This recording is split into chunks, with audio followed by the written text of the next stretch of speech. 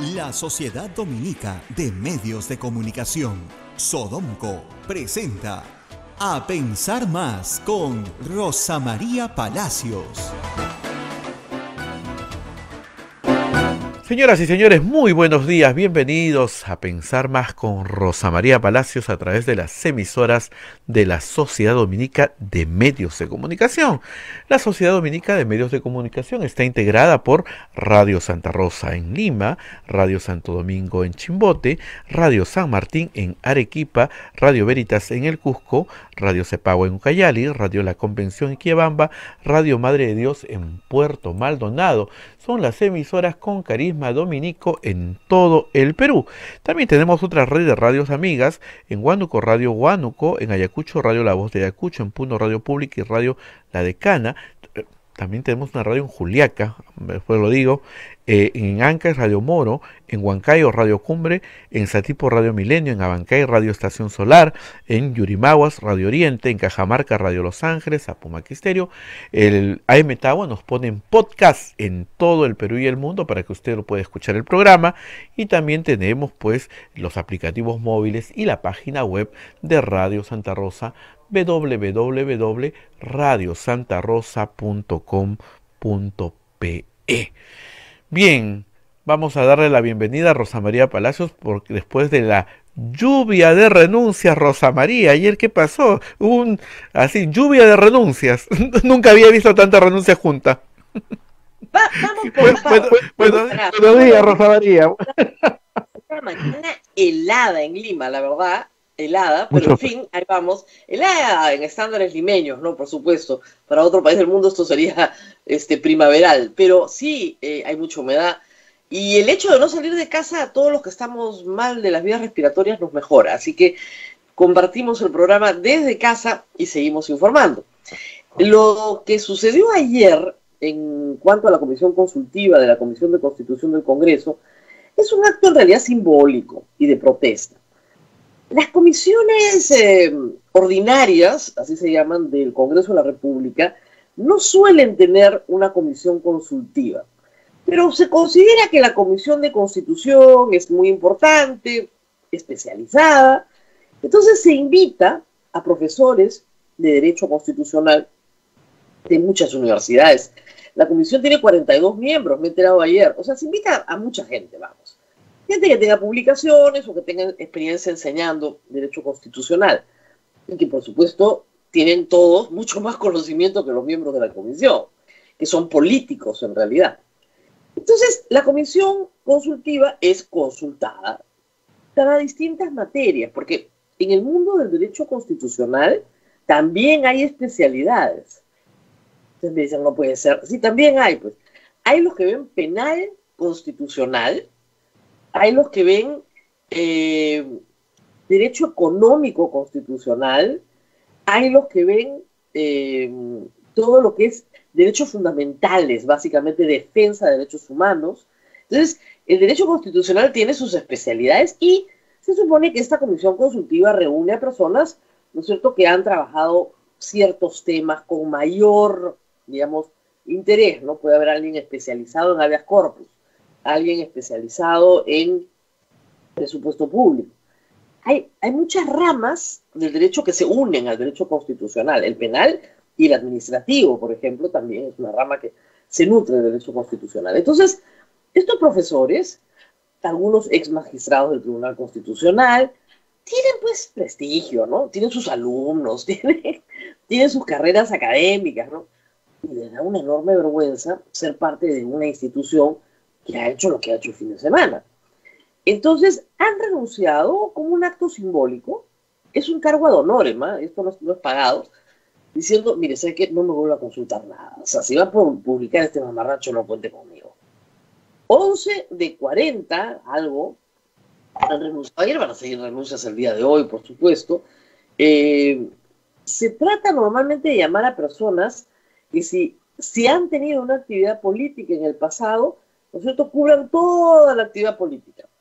Entonces, personas que sirvieron en el gobierno de Alan García, o que sirvieron en el gobierno de Toledo, o que sirvieron en el gobierno de Humala, o en el de Kuczynski, en fin, en distintas en distintos niveles de la administración, ya sea como ministros o también como miembros, como te decía, del Tribunal Constitucional, o viceministro de Justicia o ministro de Justicia, o sea, vinculadas al mundo jurídico.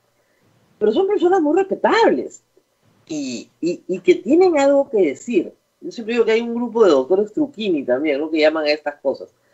Hasta los doctores Truquini han salido a decir que lo que ha hecho Chejade no se puede hacer, está mal. O sea, ayer lo hemos explicado con Luciano López, con el doctor López, de una manera muy didáctica, creo yo, para el público, pero además, ayer en la tarde también han salido pronunciamientos de facultades de Derecho muy, muy reconocidas, como la Facultad de Derecho de la Universidad Católica, reúne a un grupo de profesores que miran los temas constitucionales. Hay un grupo constitucional ya conformado, que ha sacado un comunicado diciendo lo mismo. O sea, hay por forma y por fondo, hay objeciones muy serias. Se está alterando todo el orden constitucional, es lo que dice el doctor Landa en su carta. Miren, por forma, porque al no haber Senado, no se puede modificar la Constitución en 5 minutos.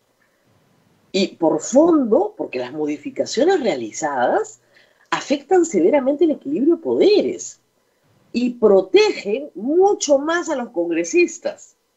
Es increíble cómo una redacción de este calibre ha logrado una protección mucho mayor. A ver, repasemos un poquito lo que hablamos ayer con el doctor López, para los que nos siguen, es bien fácil de entender.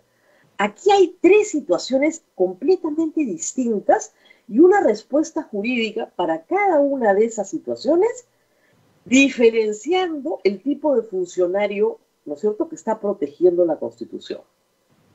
Entonces, vamos por partes. ¿De qué situaciones hablamos? La primera es cometer un delito común. Un delito común es el delito que cualquiera de nosotros puede cometer, ¿no es cierto?, en nuestra vida ordinaria y que no tiene relación alguna con el trabajo que desempeñamos.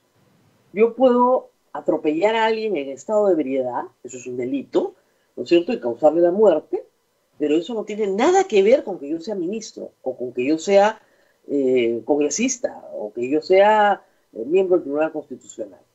Entonces, ese es el delito común. Muy bien. Hay delitos que solo pueden ser cometidos porque tengo el cargo que tengo. Si yo soy el que autorizo un contrato, ¿no es cierto?, soy el que saca el decreto supremo para que ese contrato se firme, y sin ese decreto supremo que yo firmo no sale el contrato, y a mí me pagan por sacar ese contrato, estoy cometiendo un delito en el ejercicio de mi función. Es una cosa completamente distinta. Entonces, tenemos delitos comunes, delitos cometidos en el ejercicio de la función, y tenemos también infracciones a la Constitución, que no son delitos. Participar en un golpe de Estado, ¿no es cierto?, sí podría ser rebelión, sedición, motín, pero desde el punto de vista del Congreso y del control político, eso se llama infracción a la Constitución. Esa infracción a la Constitución se juzga en el Congreso también y tiene una sanción diferente. La Constitución prevé 3: destitución, suspensión y inhabilitación para el cargo público. La que se ha usado siempre en el Perú, en los casos de infracción de la Constitución, es inhabilitación para el ejercicio de cargo público. Recordarán ustedes que esa fue la sanción que se le aplicó, por ejemplo, a Luz Salgado y a Marta Chávez en el año 2001. O, por ejemplo, a los ministros que estuvieron en el golpe de Estado del 92. También se les aplicó. Entonces, en un caso por 5 años y en otro caso por 10 años. Al mismo Alberto Fujimori se le inhabilitó para el ejercicio de la función pública por 10 años, por renunciar desde el extranjero. Entonces, como ustedes comprenderán, son 3 situaciones distintas. Delito común, delito que yo puedo perpetrar porque soy quien soy en este cargo, y infracción de la Constitución. 3 situaciones diferentes. Entonces, ¿qué dice la Constitución?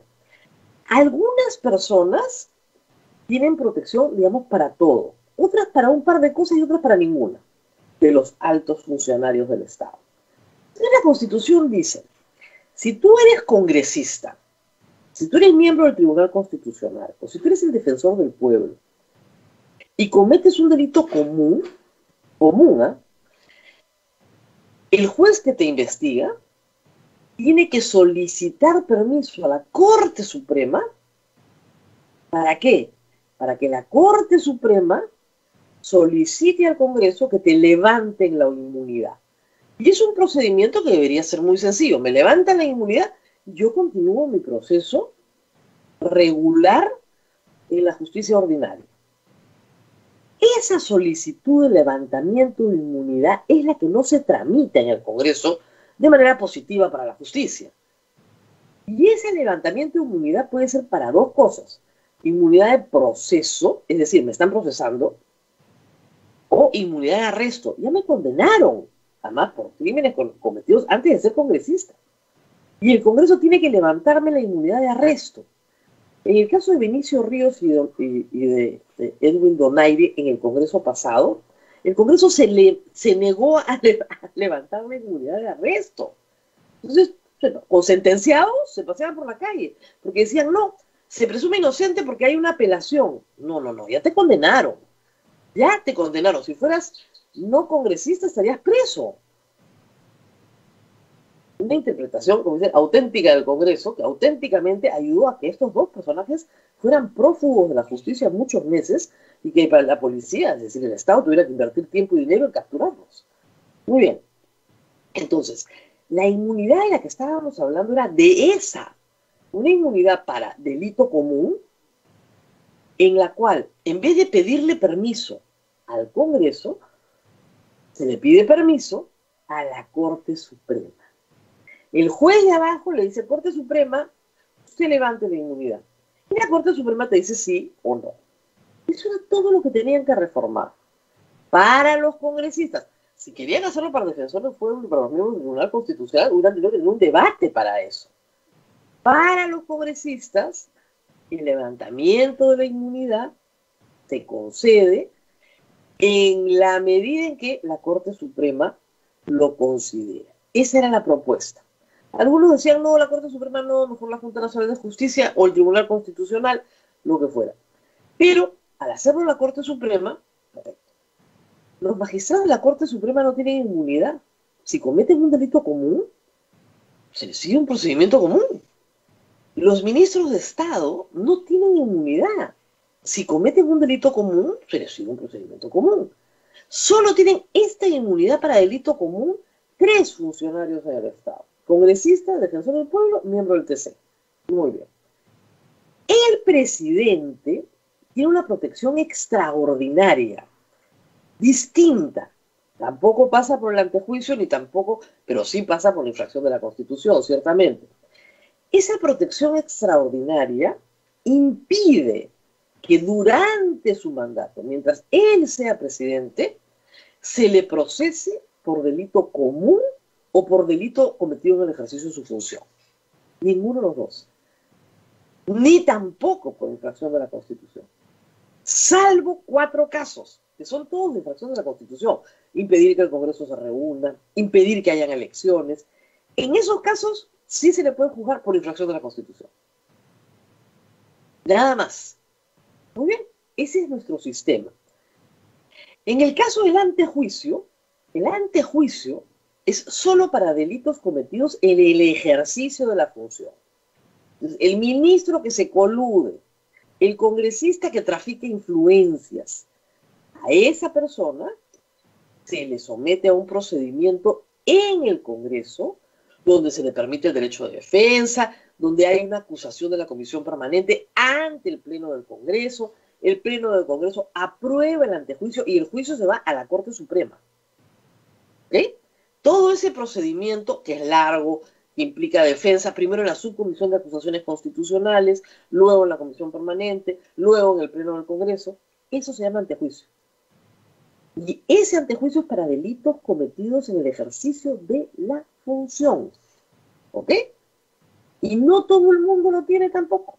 Lo tienen pocos. Lo tienen los congresistas, los ministros, el contralor, el defensor, los magistrados de la Corte Suprema, los fiscales supremos y los miembros del TC.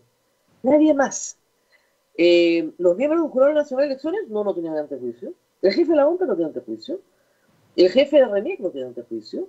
Los miembros del Banco Central de Reserva no tienen antejuicio. Y todos son organismos constitucionalmente autónomos creados en la Constitución. Y con mecanismos de conformación mixtos, donde participan varios poderes del Estado. En todos esos casos no hay antejuicio. ¿Por qué hay antejuicio para esos personajes? Porque se presume que esos personajes son perseguidos por sus enemigos políticos y que el sistema de justicia se utiliza como una herramienta de persecución política. Por esa razón, básicamente se utiliza esta protección.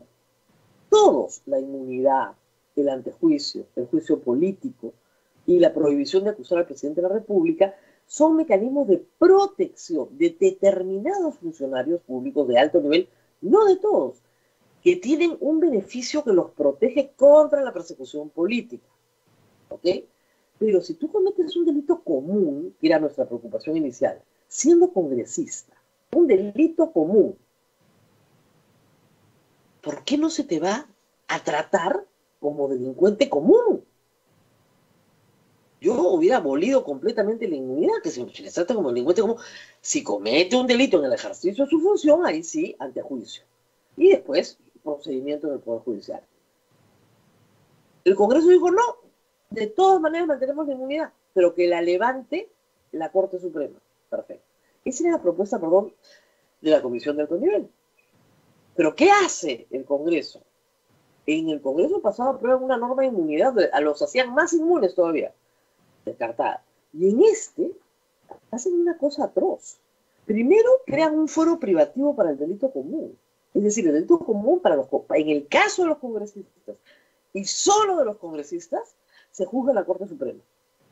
Un atropello, un hurto, el manoseo de Mamani, eso en la Corte Suprema. Francamente, ¿no? Pero además de eso, lo que dice la norma es que no es delito común los actos propios de la función. Entonces constitucionalizan el tráfico de influencia, porque dicen, bueno, la actividad de representación es sagrada, intocable. Ah, ya, perdón, yo estoy representando. Si yo llamo a presionar a un ministro, a decirle que me dé algo, eso es representación, porque eso es tráfico de influencias en cualquier lugar del mundo. Entonces, la reforma es muy peligrosa. El ministro no tiene antejuicio. El ministro se lo va a agradecer al Congreso, ¿eh? Dicho sea de paso. Porque los delitos que cometen los ministros en el ejercicio de su función que tienen antejuicio normalmente son propios de una persecución política. Eso sí, ¿eh? Y lo hemos visto en el Perú en los últimos años. Han desfilado ministros por el Congreso en sin número de ocasiones. Ahora, a veces el Congreso decide que un ministro no necesita antejuicio, ¿eh? Pregúntenle a Pedro Cateriano, casi todo lo que se ha tramitado contra él se ha tramitado de frente en fiscalía, sin antejuicio. Porque es bien variable el criterio. Bien variable. Hay cosas que sí necesitan antejuicio, no pasan por antejuicio, la fiscalía las tramita solas. Hay cosas porque dicen que son delitos comunes y otras que sí son ejercidas en el ejercicio de la función que dicen que sí necesitan antejuicio. Pero en fin, esa es la situación. Ahora, conocer estas instituciones implica pues haber prestado atención a tu clase de Derecho Constitucional y saber cuál es la dinámica de cada una de ellas y por qué están. Como decíamos ayer, no se acusa al presidente de la República durante su mandato, pero termina su mandato y tiene derecho a antejuicio por 5 años y de ahí termina. Los congresistas tienen inmunidad por 1 mes. Por 1 mes, nada más. Entonces, ¿por qué? Para los delitos cometidos en el ejercicio de su función. Ojo, entonces, tomemos ejemplos. Kuczynski está siendo ahorita procesado. ¿Se le ha hecho antejuicio o no? Porque son delitos cometidos cuando fue ministro de Economía en el 2001 al 2006. No tiene beneficio de antejuicio, pasaron los 5 años. No lo están juzgando por delitos cometidos durante el ejercicio de la función como presidente de la República en el periodo 2016-2018. No necesita antejuicio. ¿Se dan cuenta? Alejandro Toledo, la misma historia. Delitos cometidos en el ejercicio de su mandato presidencial que termina el 2006. Lo comienzan a investigar el 2013. Completamente fuera de la protección. Entonces, ¿la protección para qué es? Para mantener la estabilidad del país. La estabilidad del país, la estabilidad de la democracia y de la república es un bien superior. Así como la Constitución tiene que tener un ánimo de permanencia, los presidentes de la república son elegidos por 5 años con un ánimo de permanencia. No son para descartarlos cada vez que los ciudadanos nos ponemos furiosos con los presidentes. Nuestra furia la podemos expresar de muchas maneras. Hay un ánimo de permanencia. Los congresos se eligen con un ánimo de permanencia. Ahora, si el Congreso censura 2 veces un gabinete, bueno, ellos mismos se han jugado sus tickets, ¿no es cierto?, para ser liquidados. Ser disueltos como manda la Constitución. O sea, la Constitución, reitero, es como un mecanismo de reloj.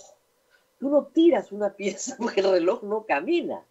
Entonces tú ahora dices, muy bien, el defensor y la gente del TC no tienen inmunidad, por lo tanto, si comete un delito común, como pasa con los magistrados del Poder Judicial, bueno, se tramita en la vía común. Pero ¿qué sucede? Que en la redacción, en el caso de los miembros del TC y en el caso del defensor del pueblo, no añaden la inmunidad, digamos, no son responsables por sus votos, que eso es lo más importante, o por sus opiniones. Eso no lo añaden.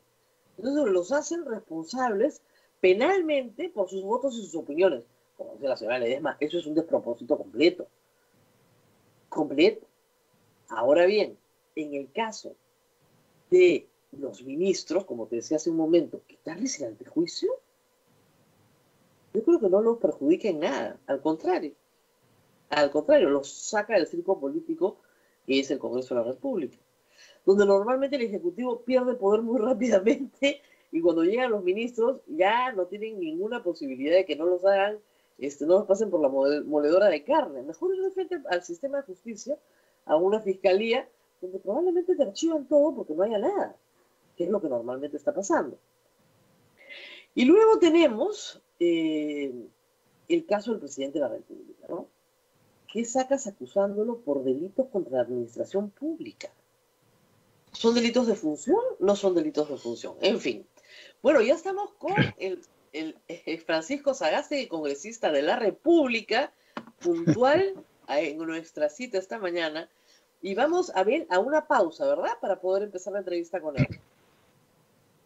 Así es, Rosa María, vamos a una pausa y volvemos con el congresista Francisco Sagasti.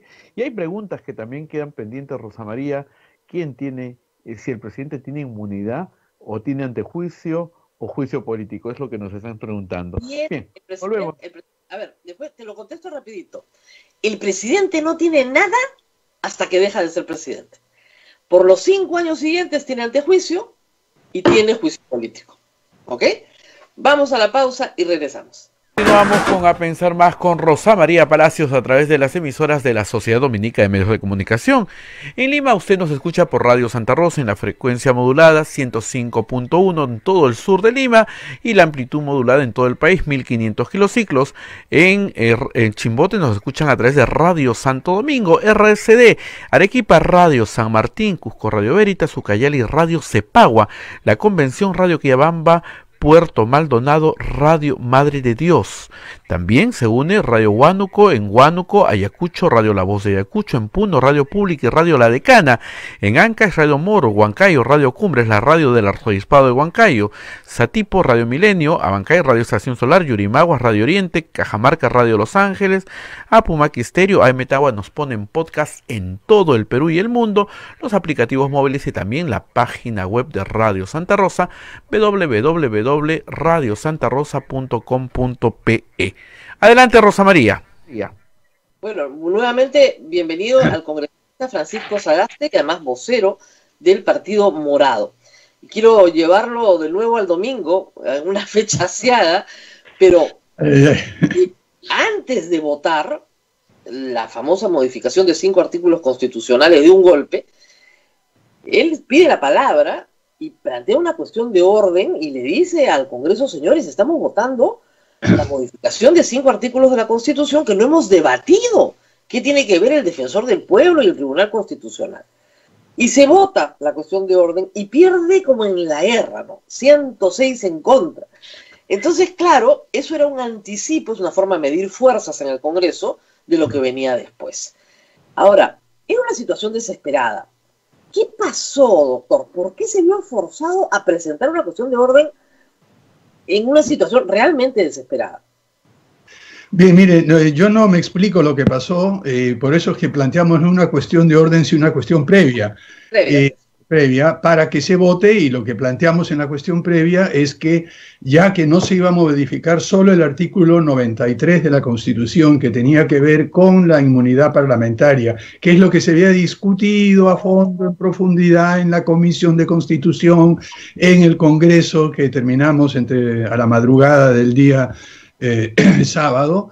Este era el único artículo que se había discutido a fondo, pero de repente, de un momento a otro, algunas mociones y algunas plantean de que se incluyan más temas, usando como excusa un segundo dictamen en minoría. Había dos dictámenes, uno en minoría del congresista Lima Mani, que planteaba que se le quitara también cualquier tipo de defensa o privilegio al presidente de la República. Nada más, no metía al Tribunal Constitucional, ni al Defensor del Pueblo, ni a nada.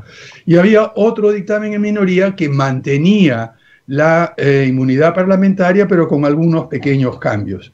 Bueno, de un momento a otro se dice que, como no se aceptó el dictamen en mayoría, que dicho sea de paso había sido votado por 17 congresistas de muchas bancadas en la Comisión de Constitución, que le dieron vuelta y se arrepintieron o cambiaron de opinión en el Pleno.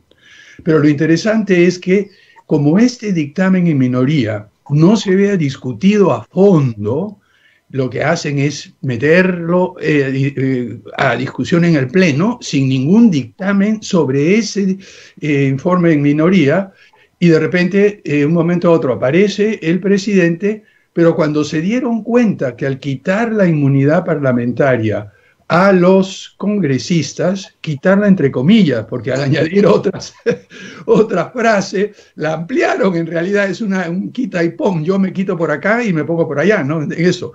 Pero se dieron cuenta que los otros dos artículos decía que el Tribunal Constitucional y el Defensor del Pueblo tenía la misma inmunidad que los congresistas, pero se supone que habían quitado la inmunidad a los congresistas, o que era que tuvieron que cambiarlo a la carrera.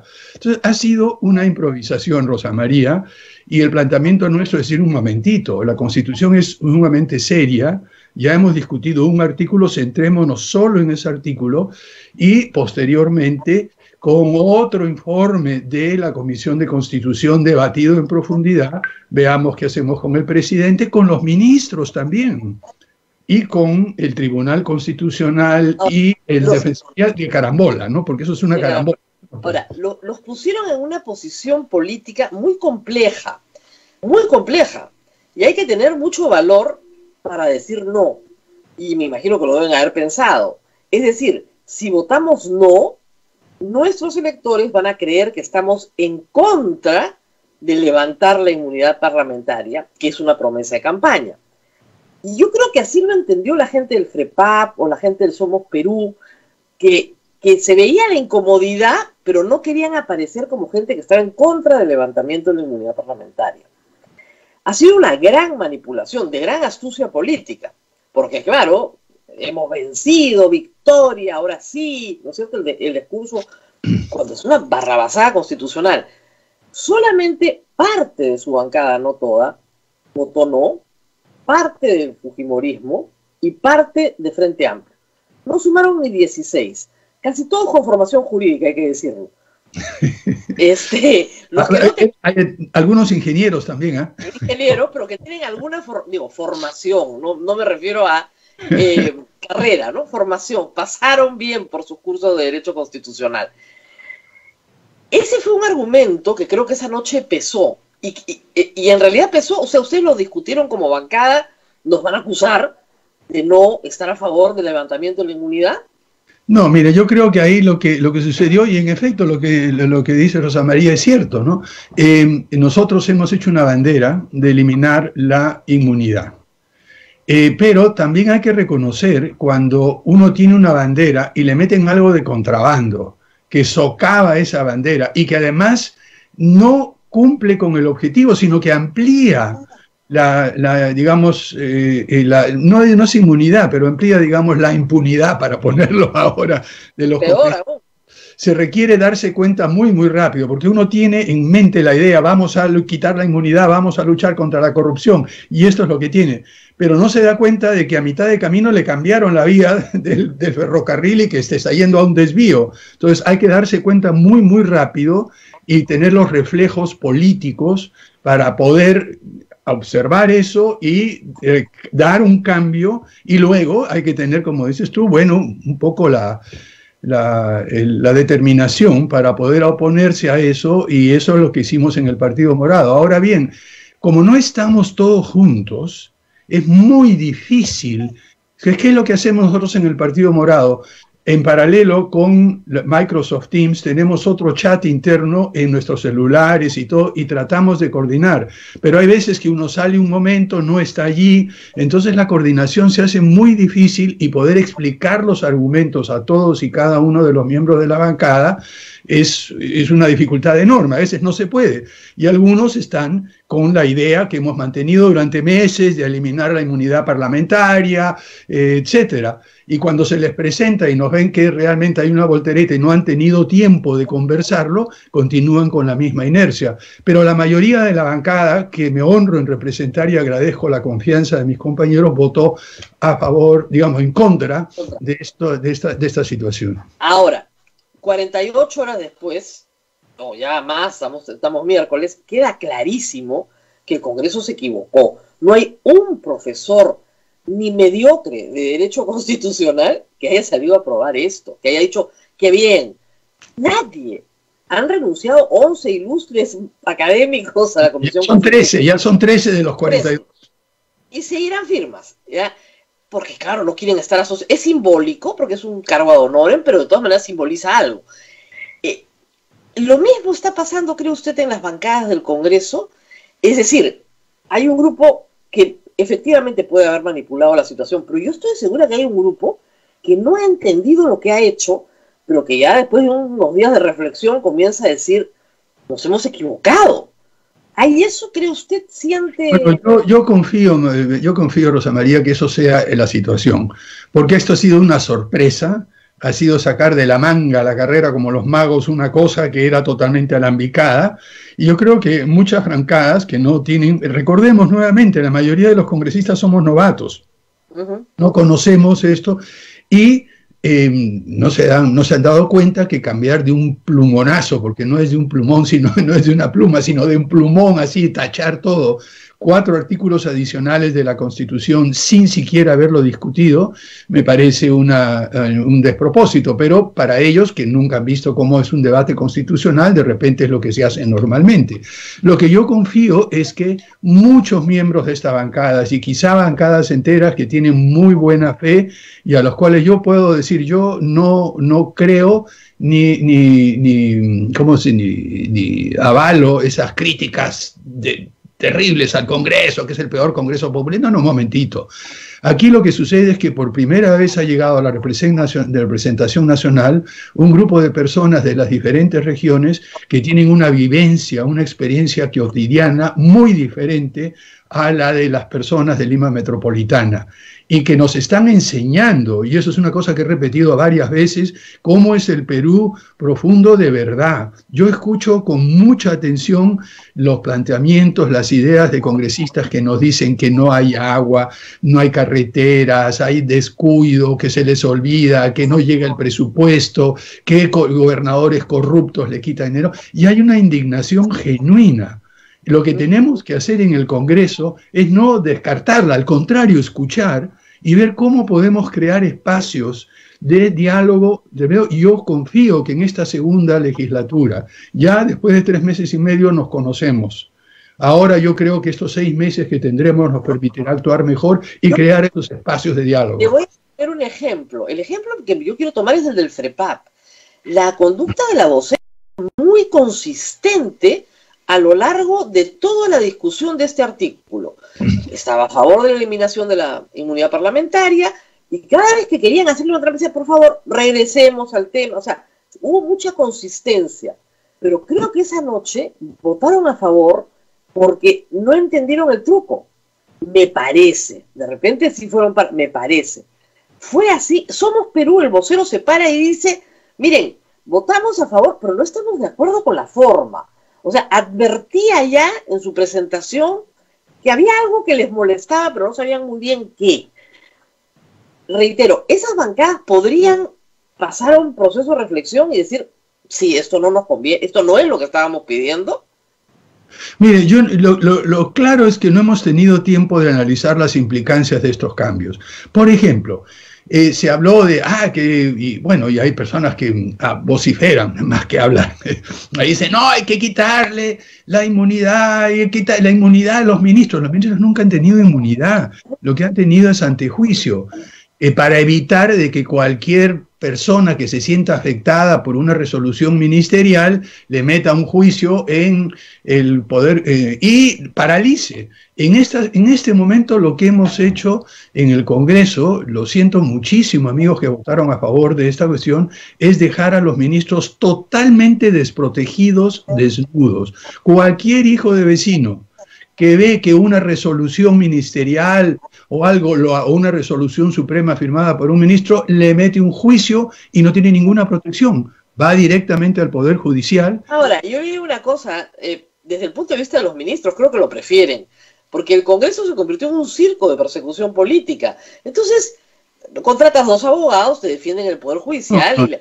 Va a tener que pasarse de su tiempo yendo de juzgado a juzgado, haciendo declaraciones, escuchando al fiscal. Mire, esto lo que hace, me comentaba un amigo que ha sido ministro y que ha sufrido todo esto, es un hombre decente, trabajó, hizo dijo, ¿quién va a querer ser ministro ahora?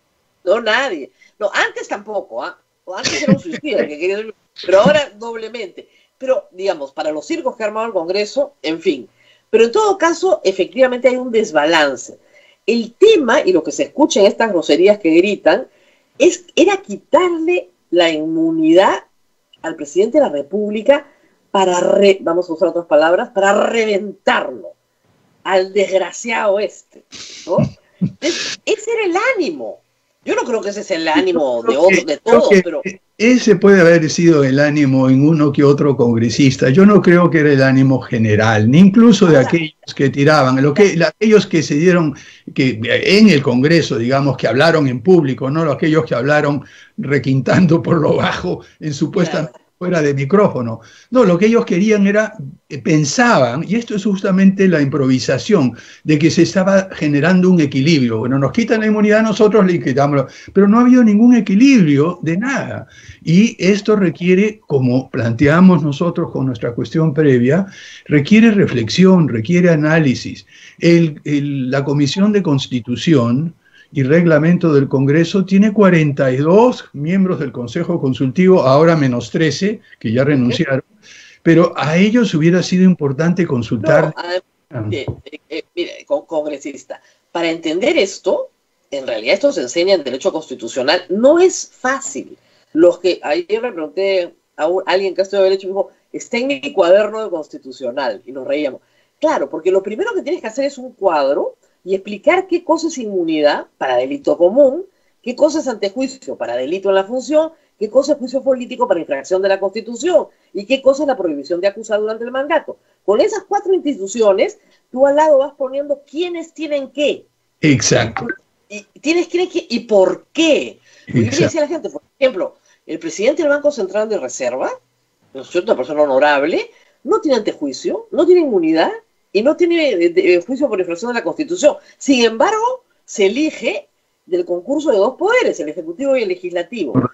O sea, hay funcionarios que ni siquiera tienen nada, y no les pasa nada, porque nunca lo han necesitado, además. Nunca ha habido ahí un conflicto entre poderes. En el caso del Banco Central, la ley orgánica plantea, por ejemplo, que su consejo directivo no puede ser removido más que por falta grave y las especifica. O sea que hay cierto grado de protección. Pero interna en la ley, pero no en la Constitución. Exacto. Y también, por ejemplo, el presidente del Jurado Nacional de Elecciones o los miembros del Jurado Nacional de Elecciones no tienen estas protecciones. Sin embargo, sus resoluciones son inapelables, incontestables en el Poder Judicial, etc. Hay otras protecciones. Pero este es un mecanismo muy fino, de relojería, donde lo que se preserva es la estabilidad de la República a través de la figura del presidente.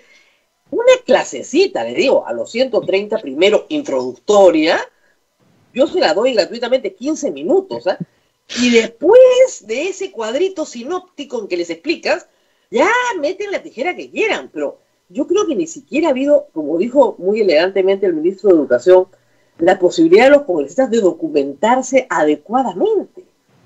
Bueno, yo creo que lo que queda ahora, ya mirando, pasando la página, porque creo que esto, como he dicho en varias oportunidades, estos han sido días aciagos y desafortunados para la política, tanto para el Congreso como para el Ejecutivo. Yo creo que hemos tenido una serie de incidentes desafortunados, como se llama esta serie de televisión.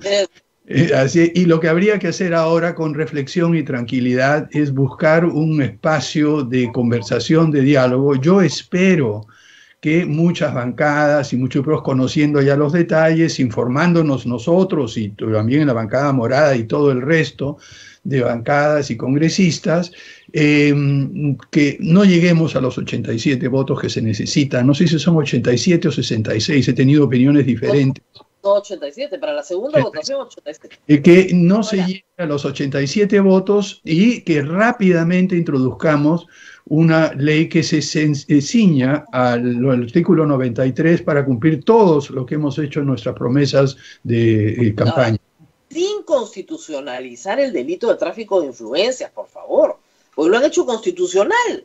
Traficar influencias para un congresista es ahora constitucional. Porque dice, no se les puede juzgar por su función de representación. Y básicamente lo que hacen los congresistas en su función de representación, caso la señora León, es traficar influencias. Dice, perdón, yo estoy representando, me reúno con el alcalde fulano y le pido el presupuesto de tanto a Vengano. Eso es tráfico de influencias, aunque no cobres, aunque sea gratis. Y los congresistas creen que llamar por teléfono a los ministros para exigirle algo para su pueblo es su deber. Y eso es tráfico de influencias, es delito. ¿Ya? Entonces, el problema es que lo acaban de constitucionalizar. No, en este caso, bueno, en vez de eliminar la inmunidad, lo que hemos hecho es constitucionalizar la impunidad, para ponerlo en unos términos coloquiales, ¿no? Y eso es grave, porque justamente lo que queríamos es hacer lo contrario. Nos salió el tiro por la culata, digamos, para decirlo de una manera coloquial también. Algo más grave, doctor. La idea es, cuando cometes un delito común, el juez ordinario le pide a la Corte Suprema que te levanten la inmunidad. No hay antejuicio, te la levantan, te juzgan o te arrestan en el caso que haya una condena. Han creado un fuero privativo. Entonces, a los congresistas, por atropellar a una persona, solo los puede juzgar la Corte Suprema. Entonces, la Corte Suprema va a ver el manoseo de Mamani, va a ver el atropello del gato, va a ver el mataperro, la que se roba el cable, cuando eso lo tiene que ver un juez ordinario. Porque es lo más ordinario que hay, vamos. ¿Ya? Entonces, no tiene sentido. No, por eso, Rosa María, mirando ya hacia adelante, yo creo que ya estamos tomando conciencia de todo esto y mi planteamiento es que esperemos que esto no llegue al número de congresistas que se necesitan en una segunda votación y que hagamos un diálogo muy claro sobre eso y que se presente en este caso específico de la reforma constitucional de la inmunidad parlamentaria, algo sobre inmunidad, un proyecto de ley de reforma constitucional sobre inmunidad parlamentaria, y si se quiere incluir otros cambios en la protección que tienen los ministros, que tiene el presidente, que tienen los miembros del Tribunal Constitucional, etcétera, sea materia de otras leyes, de otro tema, en la cual se examine con cierta digamos, acuciosidad, las ventajas y desventajas. Ahora, yo quiero ser mal pensada, le voy a hacer una recomendación. Traten de votar esto ya, porque existe el siguiente peligro. Supongamos que ya, miren, no lo vamos a votar todavía, y lo postergan hasta diciembre, ¿ok? Y en el camino eligen otro tribunal constitucional, ad hoc. Ese es el problema. Este tribunal constitucional obviamente se lo tiene que volar en el acto. ¿Por qué? porque ellos mismos han emitido una resolución diciendo que no se puede reformar la Constitución por forma de esta manera. Es inconstitucional de plano. Pero de repente ya no está este Tribunal Constitucional. Ya aprobaron las normas, ya empieza el concurso. Entonces nombran a otro Tribunal Constitucional a la medida, y ese Tribunal Constitucional tiene que constitucionalizar este engendro. Bien, mire, yo le dejo a usted la opción de ser mal pensada. Yo no actúo en esos términos, le digo. Voten rápido, por favor. Yo creo que sí, digamos, no solamente por eso, sino porque la ciudadanía no puede esperar demasiado tiempo en una incertidumbre como esta. Yo creo que más que ver esto de una manera imaginándose lo peor y otros motivos, yo creo que lo más importante es que se ha creado una situación de enorme incertidumbre política, de inestabilidad, de imposibilidad de buscar. Ahora, si el presidente va a cambiar a ministros este 28 de julio, es decir, yo quiero saber quién va a querer meterse a ser ministro cuando tiene la espada de Damocles en la cabeza de esto, que cualquier cosa que él diga, cualquier resolución que dé, puede ser impugnada ante un tribunal sin ningún tipo de defensa, aunque hubiera sido un circo en el Congreso el levantamiento, pero por lo menos había que pasar por un cierto procedimiento, tenía cierta forma de defenderse. Aquí no. Acá, de frente, se judicializa esto. No sé qué. Realmente yo creo que habría que pensar esto con rapidez, habría que conversar. Desgraciadamente no tenemos la posibilidad de reunirnos en persona, que es lo ideal. Trataremos de ver cómo lo hacemos, por lo menos con algunos voceros de bancada, y buscar una salida rápida, sensata y balanceada, como hubiera sido aceptar la cuestión previa que planteó el Partido Morado el día domingo en la noche. Eso hubiera evitado la situación. Pero digamos, ya no estamos en ese escenario. Esto se tiene que votar. Ahora el trabajo es convencer, ¿no es cierto?, a unos 50 de que esto es una barbaridad y que no alcancen los 87 votos. Ahora, yo quería ir un pasito más atrás. Mire, este ejecutivo, el que le ha tocado a este Congreso, es un ejecutivo que no tiene bancada, que no tiene partido, que no va a participar en las próximas elecciones, bajo ningún término. Presidente que se va. Y en un año quiere entregar el país, me imagino, lo mejor que pueda. Hace lo que puede, tiene muchos problemas de gestión que hemos criticado muchas veces, y sobre todo estos últimos 4 meses. Pero no constituye un peligro político para los actuales congresistas ni para los partidos que representan. ¿Por qué esta animadversión contra el presidente?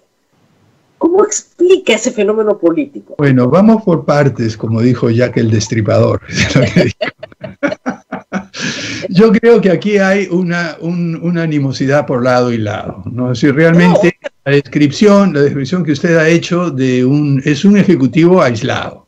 No tiene bancada, no tiene voceros efectivos, está siempre a la defensiva y en muchas oportunidades, como lo han dicho otros voceros y lo hemos dicho nosotros, escucha ciertas iniciativas en el Congreso, las toma y las pasa como decretos de urgencia, y eso ha sucedido más de una vez. Entonces, el comportamiento del Ejecutivo no es el más conducente a una relación armónica.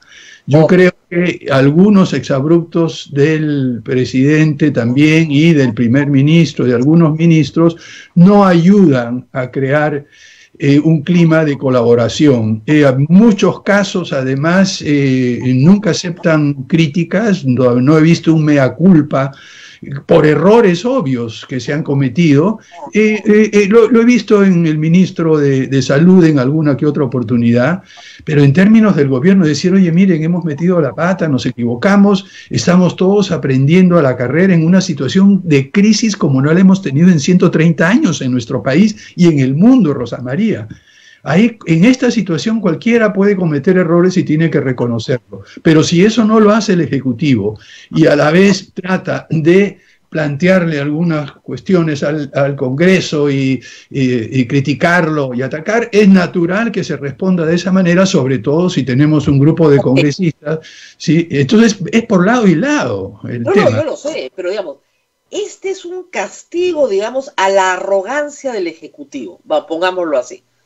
A un Ejecutivo que no atiende los pedidos del Congreso, que no le promulga sus leyes, que no quiere conversar, que, digamos, en el Perú eso es un tema psicológico, me desprecia.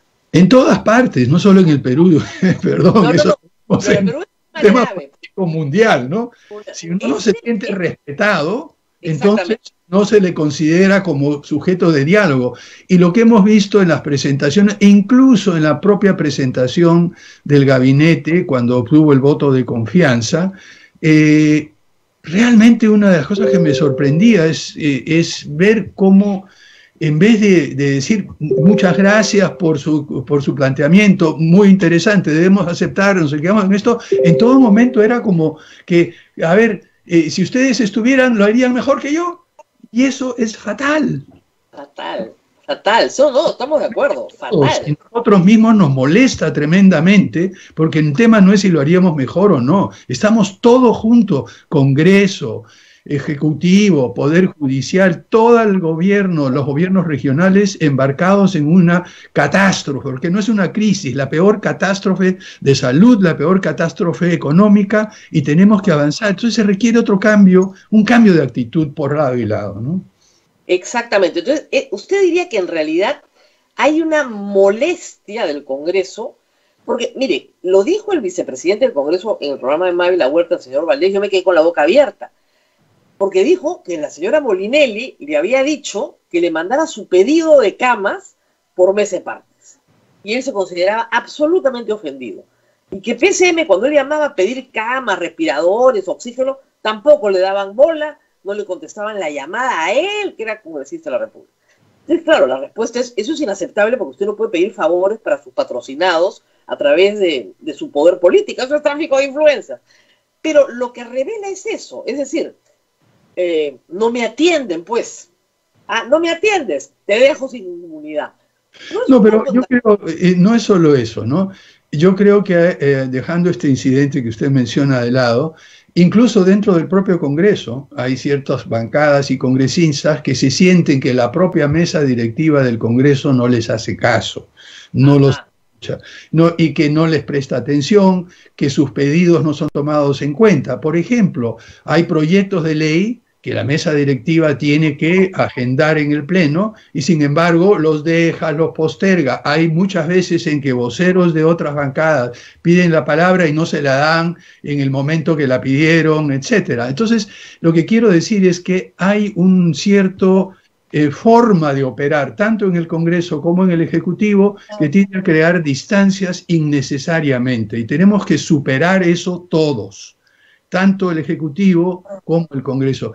Mire, Rosa María, lo que yo espero es lo siguiente. Usted dijo con toda claridad que este gobierno, el Ejecutivo, no va a ser candidato, no tiene bancada, tiene solo un año por delante. Usemos este año para que sea el último año de los 2 primeros siglos de existencia, un año en el cual busquemos un mínimo de acuerdo, una especie de gabinete o gobierno de unidad nacional en el cual se dejen estas diferencias de lado que han causado crisis como la que hemos visto desafortunado fin de semana. Hay que decir que desde el punto de vista de la gestión del Ejecutivo le doy toda la razón.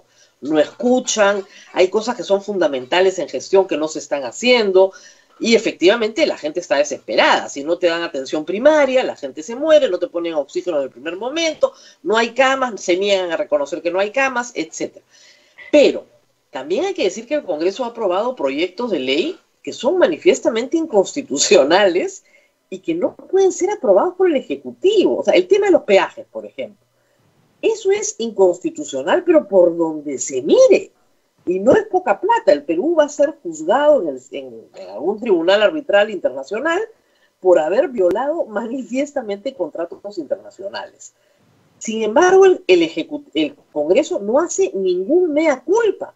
El ministro Valdés, entrevistado como usted, me dijo que esa era una norma transitoria. Le dije, ya pasaron 4 meses de la emergencia. ¿Por qué no la derogan?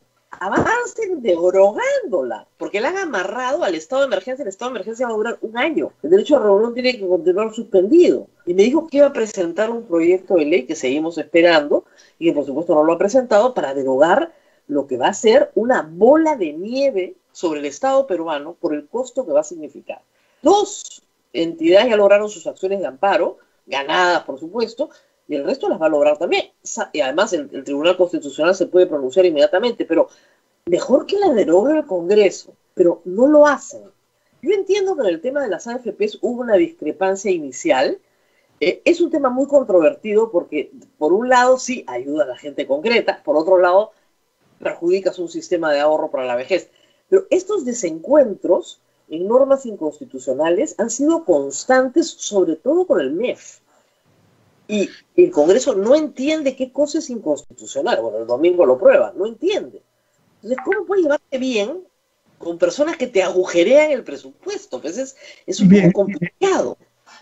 Bueno, sobre eso, sobre la parte constitucional, yo creo que la cosa está muy clara y eso está planteado y dicho y, en fin, eso lo dejamos de lado. Pero a mí me preocupa otra cosa y es un incidente que tuvimos la semana pasada en la Comisión de Presupuesto.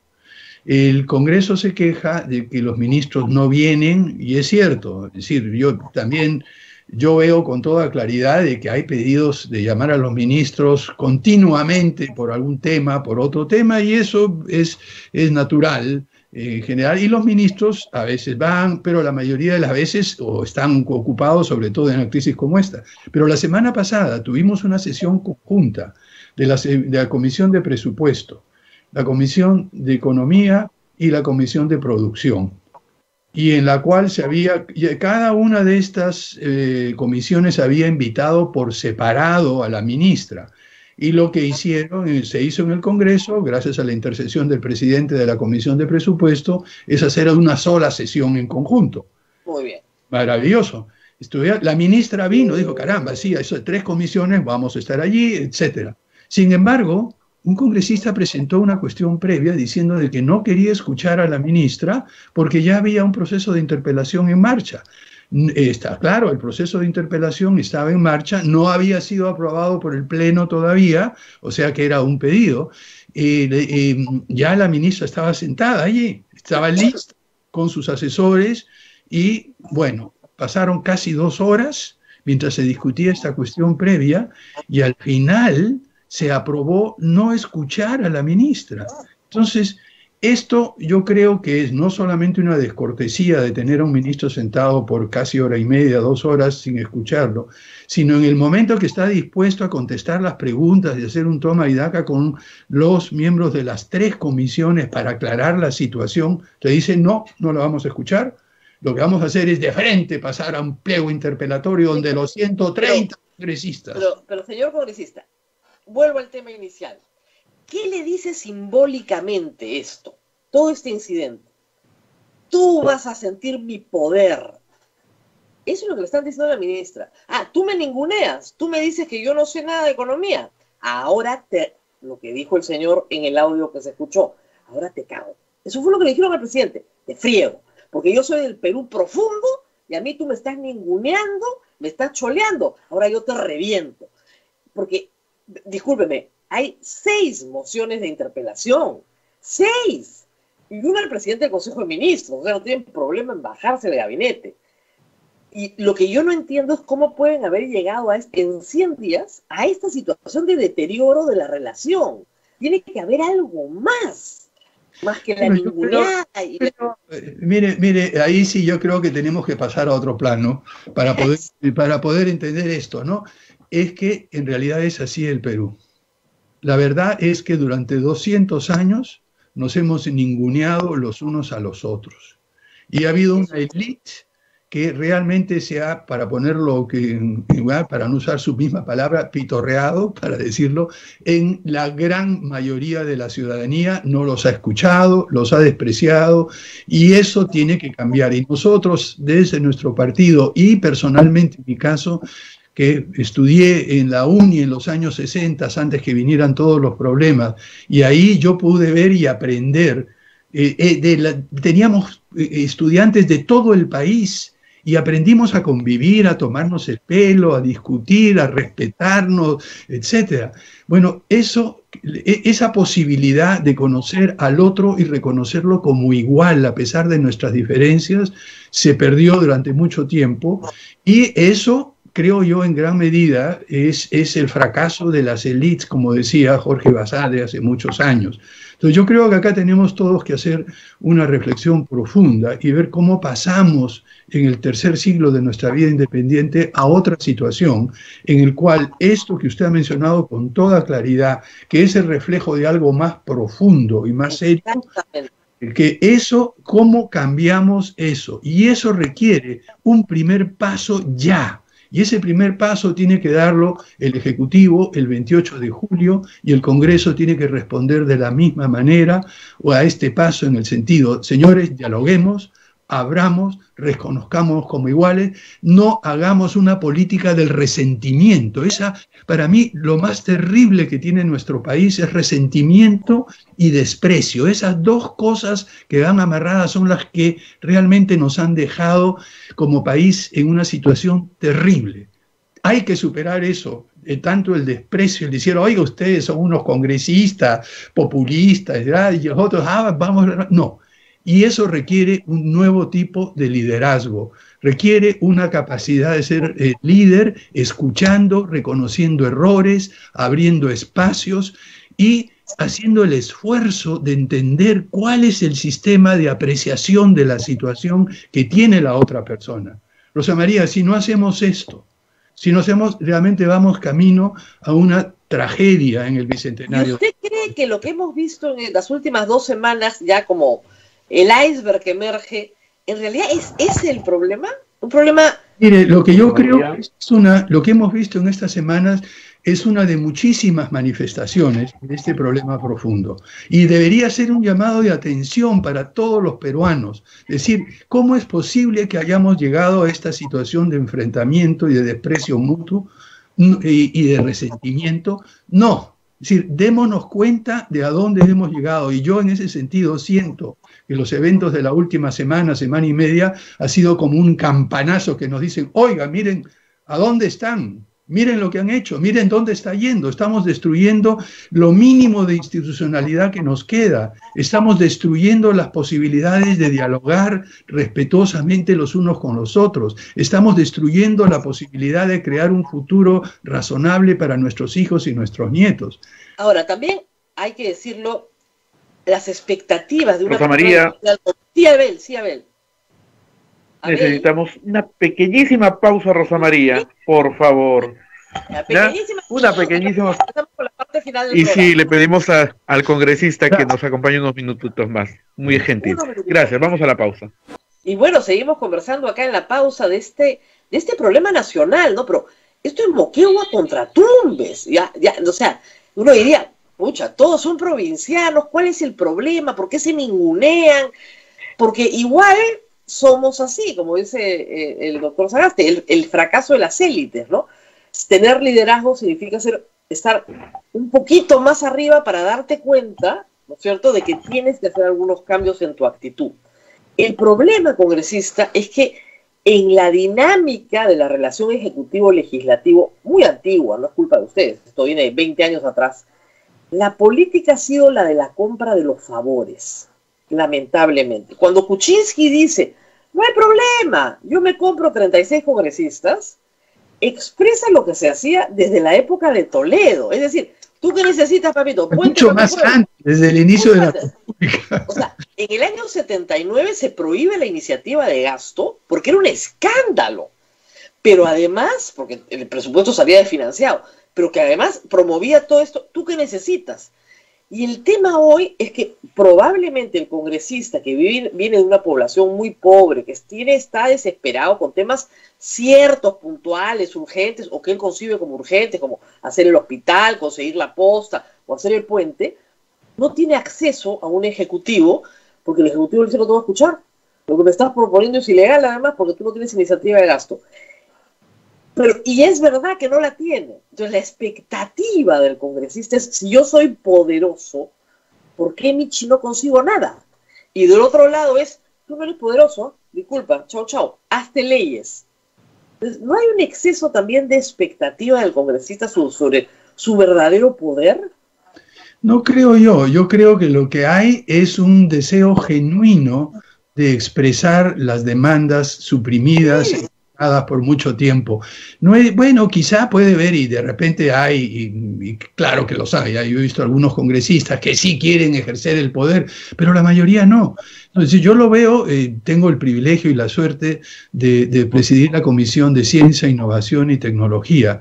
Y ahí con congresistas de todas las bancadas, la relación ha sido amicable, nos escuchamos y le digo las contribuciones que hacen los congresistas que vienen de distintas regiones es extraordinaria y sumamente útil. Por ejemplo, naturalmente teníamos una audiencia pública virtual y un congresista me dice, oye, pero la mayoría de gente que está hablando son del exterior, porque hemos invitado, y de Lima, y los de regiones, y digo, tienes razón, lo que pasa es mi círculo es eso, ampliémoslo. Entonces invitamos a gente valiosísima de las regiones, que como no tenemos contacto con ellos cotidiano, no los conocemos. Pero esas contribuciones que nos hacen, nos llaman la atención, o decir, oye, miren, ustedes están hablando sobre temas de respiradores, todo eso, pero lo que importa es la agricultura. Hagamos una sesión sobre agricultura familiar y cómo la ciencia y la tecnología, maravilloso. Y eso viene de congresistas que vienen de nuestro país, de las diferentes regiones y contribuyen. Y las relaciones que tenemos, a pesar de tener puntos de vista muy diferentes en nuestra comisión, es una de respeto mutuo, de escucharnos y de trabajar juntos. Bueno, también tiene que ver con las habilidades personales, pues, doctor. En realidad, usted debió ser diplomático, todo el mundo me dice eso. Francisco Sagasti no se pelea con nadie, es imposible tener una pelea con Francisco Sagasti. Por eso me llamó la atención verlo el domingo. No, disculpe, yo no me peleo por cosas triviales. No, evidente. Yo no soy un peleón que está buscando cualquier de pisar el palito, pero cuando vienen las cosas de fondo, cuidadito, ahí estamos firmes. Eso es lo que sí, por eso el domingo dijo, hasta acá llegamos. Exacto. Pero no todos tienen pues esas habilidades en la vida, ¿no? Pero yo creo que se desarrollan rápido. Yo he visto hacer eso a personas en el propio Congreso y bueno, ya tengo muchos años, así que he podido ver eso en diferentes instancias aquí, en el extranjero, en el interior del país, en todas las regiones que tenemos, etcétera. Es posible. Y se aprende rápido con un poco de buena voluntad, un poco de humildad y la capacidad de reconocer cuando uno comete errores. Y aprender de eso. Aquí hay un problema además que me gustaría dejar muy planteado. Es decir, uno de los problemas serios que tenemos en todo el control y la corrupción y todo eso es que ya no se pueden cometer errores. La única manera de aprender, Rosa María, es cometiendo un error, porque si uno no comete un error ya lo sabe todo y no tiene por qué hacer nada. Y sin embargo, la institucionalidad de la sospecha, la institucionalidad de esta, no solamente la sospecha, sino de la, ¿cómo le podría decir? De la... Pero es la penalización del error. Es terrible. Entonces nadie quiere hacer nada porque si cometo un error de buena voluntad soy corrupto, soy miserable, he actuado en contra. Además hay un tema muy grave, que en la educación la penalización del error impide el aprendizaje. Ese es el problema. Lamentablemente en el Perú tenemos la penalización del error.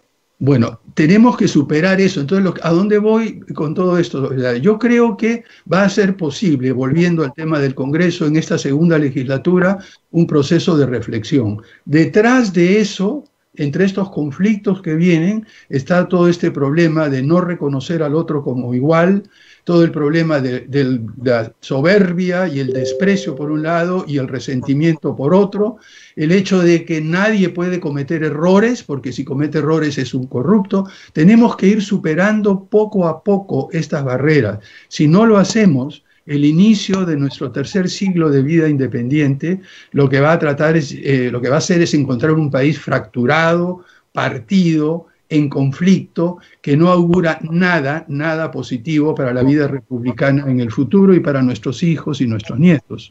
Entonces, ahí tenemos todos que hacer un esfuerzo especial. Y hay que decir que lo bueno del error es reconocerlo. Mientras más rápido se reconoce el error, claro, uno puede mejorarlo. Claro, pero el problema es que reparar el error. Digamos, nuestro ejecutivo tiene el terrible problema de que no reconoce errores y cuando los reconoce han pasado 3 o 4 semanas en medio de una pandemia. O sea, y le echa la culpa al otro. Exactamente, cómo le hemos rogado al Ejecutivo que quite el toque de queda y hasta ahora no lo quita. No por un tema de diversión, sino por alargar el número de horas de prestación de servicios públicos. Bancos, supermercados, mercados, farmacias abiertas 24 horas para que la gente no se aglomere. Pero ya de rodillas, recién el domingo lo han liberado como una concesión graciosa, no como una necesidad pública. Entonces, no, pero veamos ahí, yo creo que ahí hay un tema adicional que tenemos que tomar en cuenta, y es, yo creo, la preocupación por el aumento de la delincuencia. Yo cuando veo... Doctor, no tiene la razón por la que se decreta un estado de emergencia es la que pervive durante todo el estado de emergencia. Si el estado de emergencia se declara por perturbación del orden interno, encantado, le doy toda la razón. Pero simplemente le estoy dando algunas otras razones que me han dicho. Y que la señora, yo como ama de casa también estoy feliz de que mis hijos no salgan en las noches, estoy encantada. O sea, yo desde mi punto personal de vista, a las 9 de la noche se cierra la puerta y nos vamos todos a dormir y no me tengo que pasar la madrugada esperando. Estoy encantadísima, nunca he dormido mejor, ¿ya? No tengo que esperar que alguien llegue. Entonces, claro, desde un punto de vista social, tiene muchas ventajas. Pero, ¿cuál es el objetivo central? No contagiarte. ¿Cómo hago para que no me contagio? No aglomero. ¿Cómo hago para no aglomerar? ¿Cómo hago? Muchas horas. Y, por ejemplo, en el tema de transporte público. Si tú me das un turno, por ejemplo, de 4 de la tarde a 12 de la noche, yo voy a tomar el transporte público cuando no hay pico. Claro. Tengo que reducir los picos, ¿ya? Entonces, las decisiones racionales, ¿no es cierto?, que se pueden explicar, además, que se explican bien, porque la gente es muy racional para entender esto, no se están tomando en el Ejecutivo y el Ejecutivo no cambia. Bueno, eso es interesante. Una de las cosas que hemos hecho en la Comisión de Ciencia, Innovación y Tecnología, con la contribución de todos los miembros, es hacer audiencias públicas virtuales. La última audiencia pública virtual fue sobre convivir con el COVID-19. Y tuvimos explicaciones muy claras y muy detalladas que nos explicaban que esta pandemia va a continuar con nosotros por muchísimo tiempo, que tenemos que cambiar nuestros hábitos, que tenemos que cambiar la forma de vincularlos. Y una de las presentaciones fue realmente, pues, todas muy, muy buenas, pero una de Norma Correa fue sumamente interesante. Es decir, muy bien, estamos hablando de la pandemia, pero centrémonos en los más vulnerables. ¿Qué va a suceder con los adultos mayores, con la gente que vive en extrema pobreza, etcétera? Entonces, pensemos en nuestras políticas y lo que tenemos que plantear y cómo puede el conocimiento, la ciencia y la innovación ayudar a los más vulnerables en este momento, que son quienes más lo necesitan. Entonces, cuando uno empieza a tomar en cuenta y escuchar estos planteamientos, la orientación de las políticas públicas cambia. Y lo que hay que hacer es explicarlo a la ciudadanía por qué. ¿Por qué no te doy a ti? Porque este otro lo necesita mucho más. Y si yo sé que es el derecho. O por ejemplo, que están en ciencia y tecnología. Ya se está haciendo la investigación con CONCITEC. Hay algo raro. Sobre los 3.000 metros de altura, este virus se atonta. En el Tíbet y en el Perú. En la zona andina y en China igual. Sobre los 3.000 metros de altura el virus se atonta. ¿Por qué? Eso es una investigación científica. No, y no solo eso, no, lo interesante es que eso es cierto para los efectos en el sistema pulmonar, en el sistema respiratorio.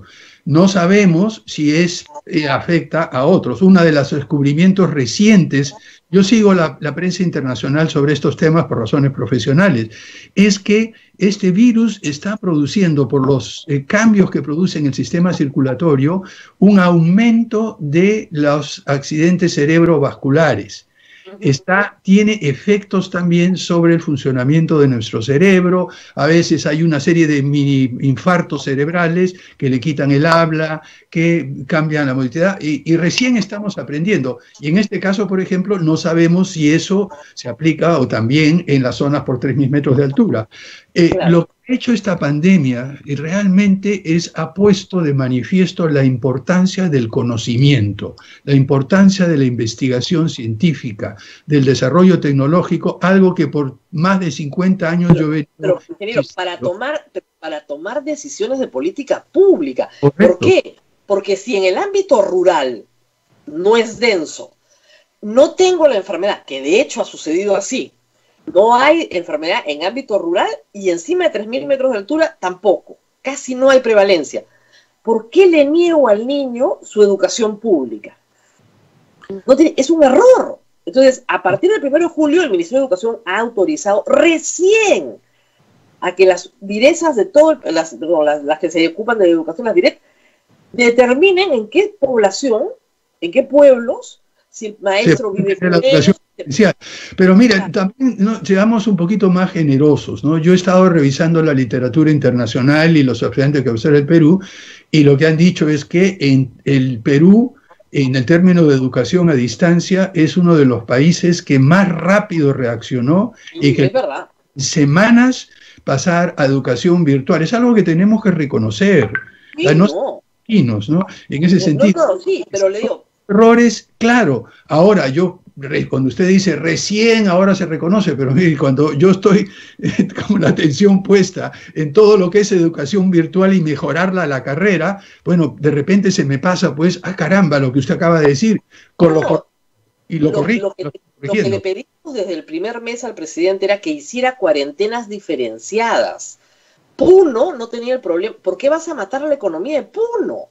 O de Tacna. ¿Por qué no hicieron?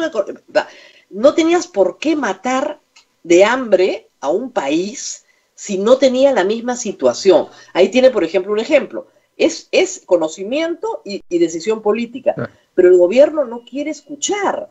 Y yo entiendo a los congresistas que dicen... Eso es parte del problema, ¿no? Pero volviendo a lo que se podría plantear en el futuro, ¿no? Es decir, yo creo que ya hemos visto desde los errores de esta desafortunado fin de semana en el Congreso, a los errores que se han cometido en términos de educación, en política de confinamiento, en política de salud, todo eso. Pero ahora lo que creo es que estamos a unas pocas semanas del 28 de julio. Este es el último 28 de julio antes del Bicentenario de la Independencia. Tomemos esto como una oportunidad de reflexión, de análisis, de autocrítica, de mirar dónde es que nosotros mismos nos hemos equivocado, en vez de ver la página ajeno, y mirar dónde hemos metido la pata y con sinceridad digamos, miren, tenemos que reconstruir un país de cero, porque eso es lo que vamos a tener que hacer. Lo que decía uno de los, vamos a hacer el reset, reiniciar, así como en los juegos, el 28 de julio de 2021, tenemos que decir, miren, esta pandemia nos ha desnudado, nos ha mostrado con crudeza terrible las desigualdades, el desprecio, la arrogancia, el resentimiento, etcétera. Ya nos hemos sincerado ante nosotros mismos. Hagamos beneficio de inventario de eso de ahí y veamos cómo cambiamos la situación para el futuro. Yo creo que es posible, yo creo que incluso entre aquellos que tienen una posición muy dura hay buena voluntad. Hay buena voluntad y con cierta capacidad de convocatoria, usando el acuerdo nacional, usando el mismo Congreso como espacio de diálogo sin resentimientos y sin arrogancia, yo creo que podemos sentar poco a poco las bases. El otro problema, además de es que estamos en medio de un proceso electoral ya. Entonces aquí hay apetitos personales. ¿Cómo instar a los políticos que dejen sus apetitos puramente personales de poder y de gloria y pensar en el bien común? Quizás los viejos como yo, que sabemos que no tenemos muchos años por delante, podemos tener un poquito más de tranquilidad y generosidad porque sabemos que no vamos a estar a los 45, 50 o 60 años candidateando, ¿no? Yo ya tengo un paso largo a los 75. Entonces, lo que necesitamos es esa toma de conciencia de que estamos en la peor crisis, la peor catástrofe de nuestro país en términos de economía, en términos de salud, en términos sociales, y que si no buscamos esos espacios de encuentro, la situación no solamente va difícil, nos vamos a ir al diablo, como se dice popularmente, ¿no? Y tenemos poco tiempo para poder empezar a repensar todo esto, Rosa María. El sentido de urgencia que tanta falta le hace al Ejecutivo. El sentido de urgencia. Muy bien, muchísimas gracias. Yo espero que el Congreso también pase por su terapia, por Llamen a Max Hernández, le dé una charla motivacional, trabaje, como dice, trabaje en estos temas en terapia y puedan llegar pues a un acuerdo, ¿no? Sí, no, lo que te digo es, el Congreso tiene personas excelentes, todos podemos equivocarnos, y yo creo que hay que dejar de denigrar al Congreso y de denigrar al Ejecutivo, y ustedes, los líderes de opinión, tienen un papel sumamente importante en esta tarea. Muy bien, muchísimas gracias por haber estado con nosotros. Gracias, Abel. Ya son 9:27, es tardísimo, nos tenemos que ir despidiendo. Sí, es tardísimo. Así es, muchas gracias. Hasta la próxima oportunidad. Que te vaya bien. Muy bien, gracias. Agradecemos al congresista Francisco Sagasti. Gracias, Rosa María. Mil disculpas, no puedo hacer las preguntas, ya nos pasamos del tiempo. Mañana respondo muchas preguntas. Ya. Listo. Nos vemos, congresista. Hasta luego. Nos vemos. Chao, y nos Rosa María. Vemos con todos hasta mañana. Chao, chao. Hasta mañana. Hasta aquí, A Pensar Más con Rosa María Palacios. Este programa fue producido por la Sociedad Dominica de Medios de Comunicación, Sodomco.